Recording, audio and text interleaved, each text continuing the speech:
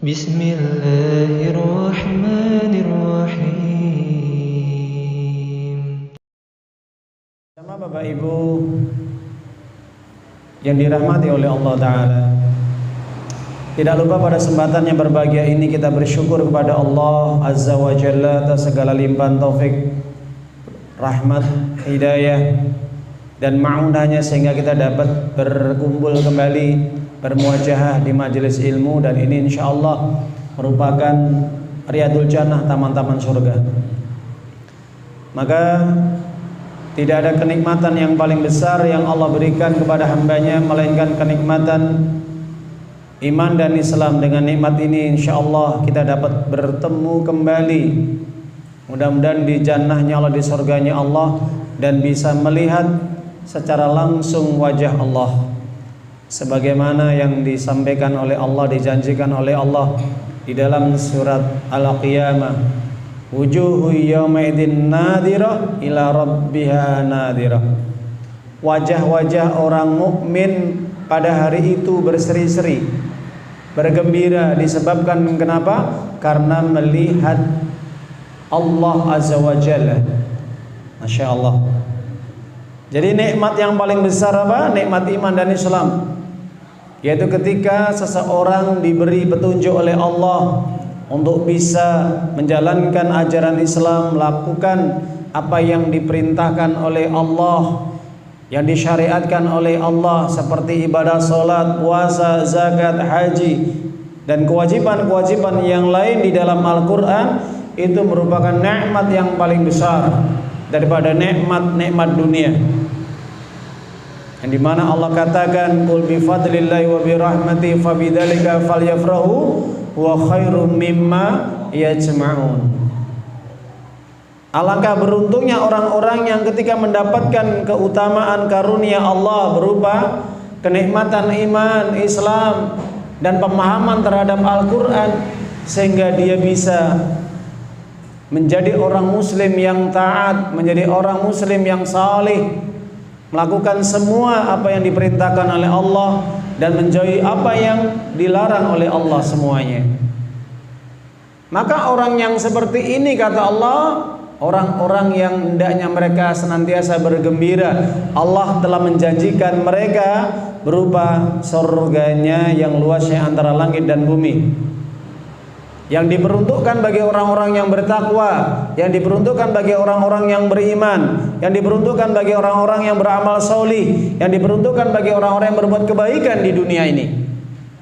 Dan itu lebih baik daripada dunia yang mereka kumpulkan. Mereka siapa? Orang-orang kafir yang tidak mau taat, tidak mau tunduk, patuh kepada Allah, yang orientasi hidup mereka hanya mengejar dunia, tidak mengenal sang penciptanya yaitu Allah Azza wa Jalla. Maka bagi mereka orang-orang kafir itu dunia adalah segala-galanya, dunia adalah orientasi utama. Maka kata Allah, bagi orang yang beriman hendaknya mereka bergembira, hendaknya mereka bersenang. Kenapa? Karena iman dan amal soleh yang mereka lakukan, yang mereka miliki, yang mereka dapatkan dengan lumantar hidayah Allah, itu lebih baik daripada dunia yang mereka kumpulkan. Sampai Nabi Muhammad SAW menjelaskan dalam hadis Imam Muslim, hadis sahih dari Ibunda Aisyah radhiyallahu anha, raqatul fajri khairu minad dunya wa ma fiha. Orang yang senantiasa tekun, rajin, istiqomah menjaga 2 rakaat salat sunnah qobliyah subuh yang dinamakan salat sunnah fajar, itu lebih utama daripada dunia dan seisinya. Jadi orang yang paling terkaya di dunia ini siapa? Mereka yang senantiasa melaksanakan sholat qobliyah subuh, lebih-lebih dilakukan dengan berjamaah. Jadi sholat sunnahnya saja sebelum subuh itu nilainya begitu mahal sekali Bapak Ibu di hadapan Allah, lebih baik daripada dunia dan seisinya. Bagaimana dengan pahala sholat subuhnya? Bagaimana kalau dikerjakan dengan berjamaah? Lebih besar lagi, lebih gede lagi pahalanya, tidak terhingga. Dan itu hanya diperuntukkan bagi orang-orang yang beriman, dan tidak diperuntukkan bagi orang-orang yang kafir, orang-orang yang fasik, keluar dari mentaati Allah, yang mereka meninggalkan sholat subuhnya, apalagi sampai meninggalkan sholat 5 waktu. Na'udzubillah. Kita berlindung kepada Allah. Para jamaah Bapak Ibu rahimana rahimakumullah taala, tadi kalau kita memahami, meresapi ayat-ayat yang dibacakan oleh imam tadi, sedikit kita akan jelaskan, kita bedah. Dan di mana tadi imam membacakan surat Al-Ahzab, surat yang ke-33.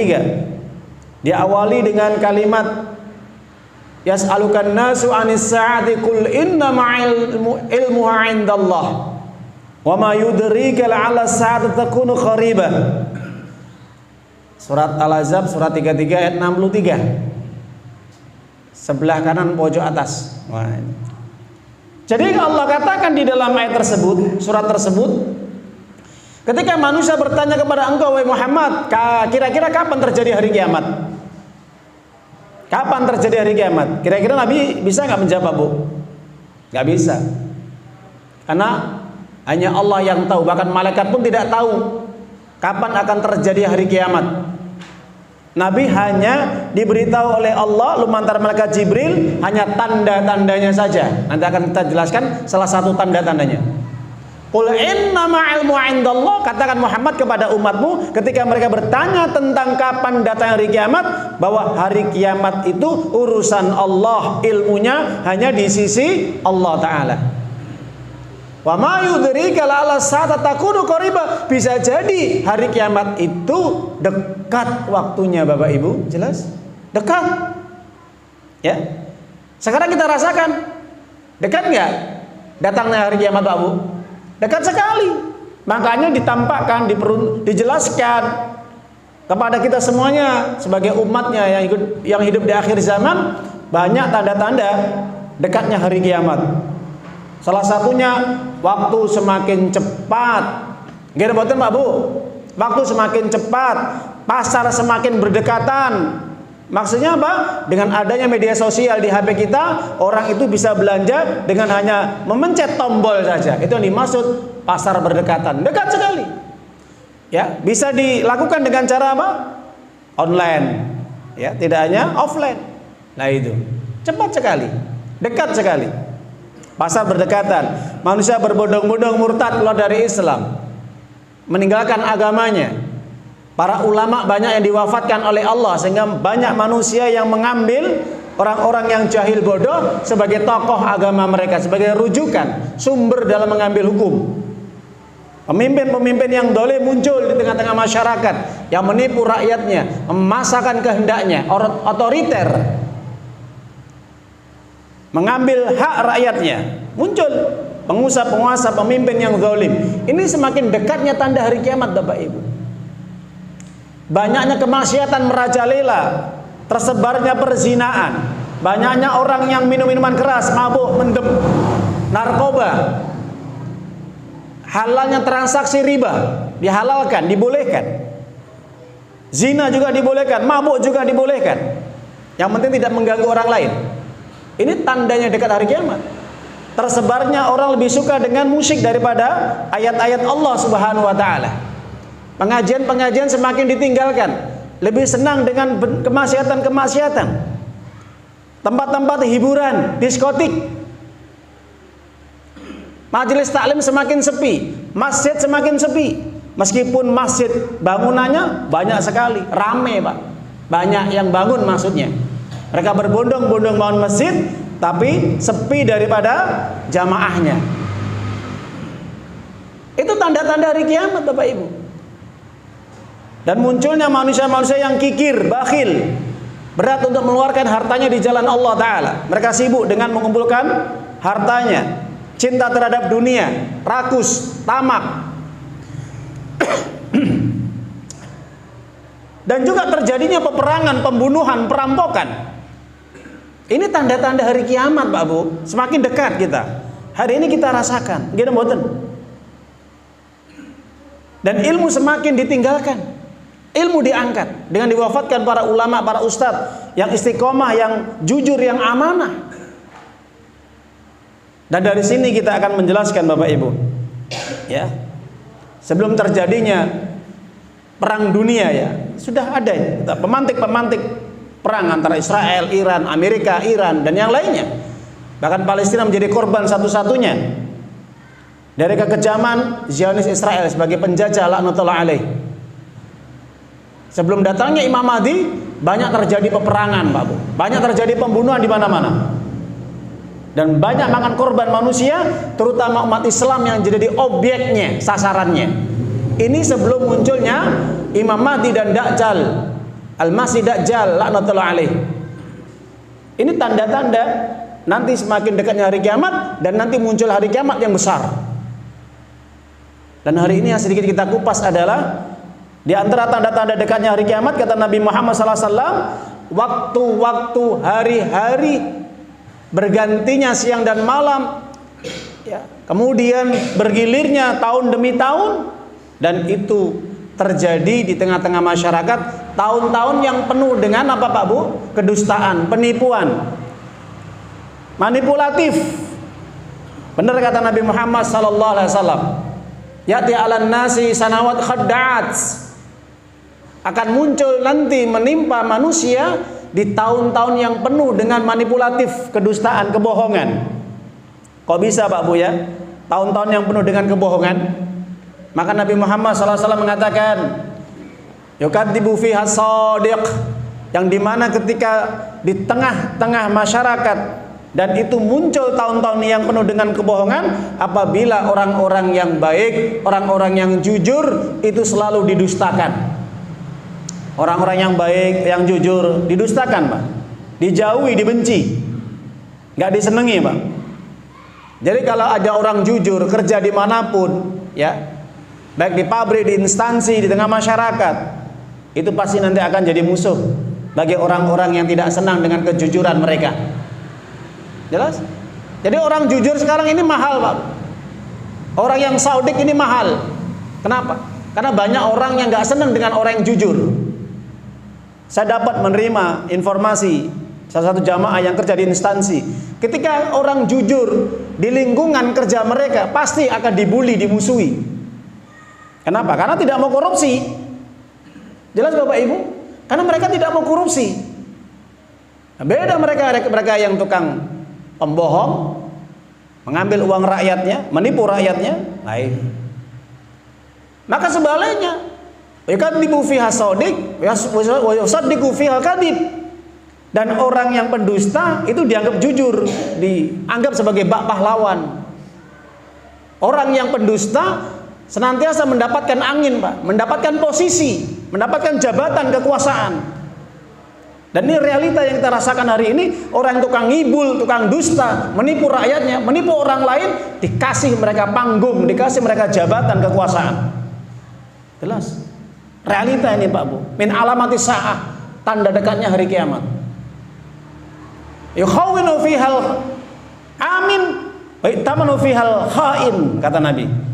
Orang yang betul-betul dia ini amanah dikhianati Pak Bu, dikriminalisasi, dituduh macam-macam. Orang yang amanah, Pak, amanah menyampaikan agama, amanah menyampaikan informasi, berita-berita yang benar.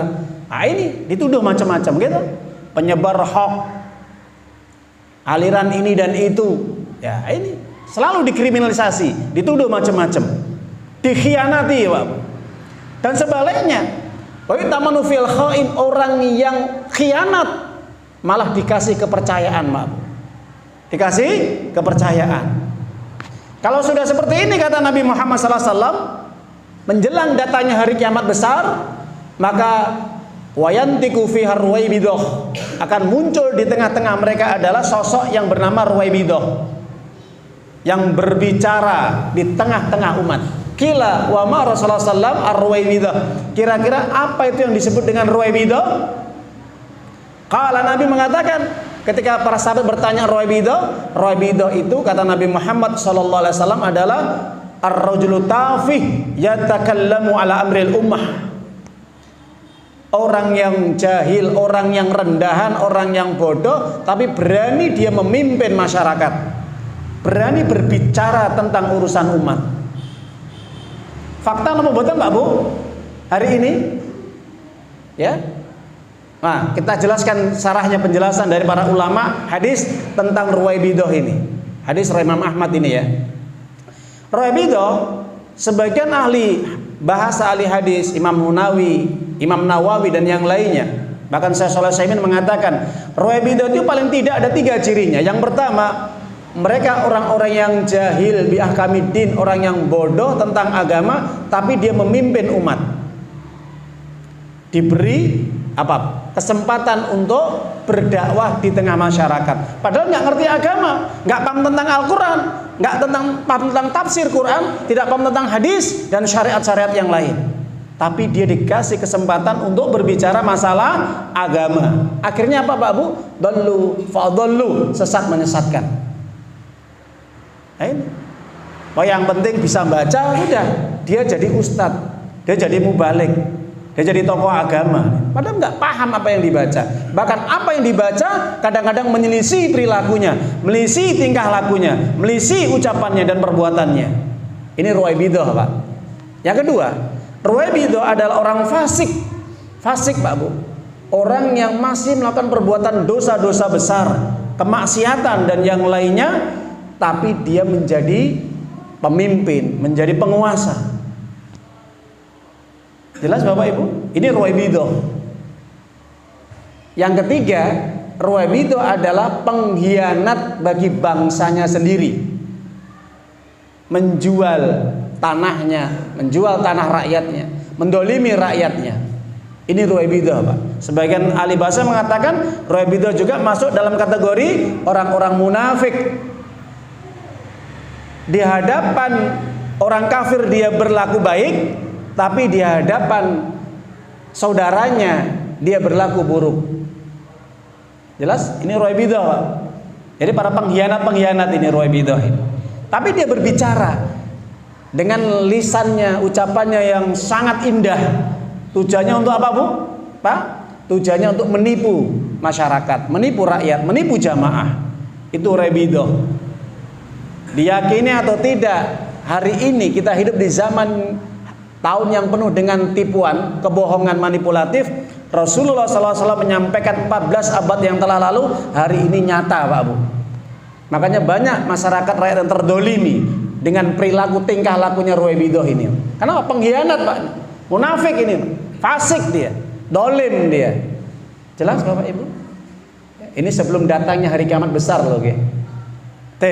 Itu penjelasan tentang bagaimana semakin dekatnya hari kiamat. Maka Nabi Muhammad SAW menyampaikan, berhati-hatilah ketika Anda hidup di tahun-tahun yang penuh dengan tipu muslihat, kebohongan ini. Jangan sampai kalian para jamaah larut terseret dengan arus yang penuh dengan kebohongan tersebut. Tanamkan iman yang kuat, perkokoh ya iman kita. Perbanyak amal soleh kita, banyak kita berdoa kepada Allah, memohon agar senantiasa Allah memberikan kepada kita kekuatan iman dan istiqomah berada di atas jalan yang benar. Amin ya robbal ayyuhalladzina amanu ittaqullaha haqqa tuqatih wa la tamutunna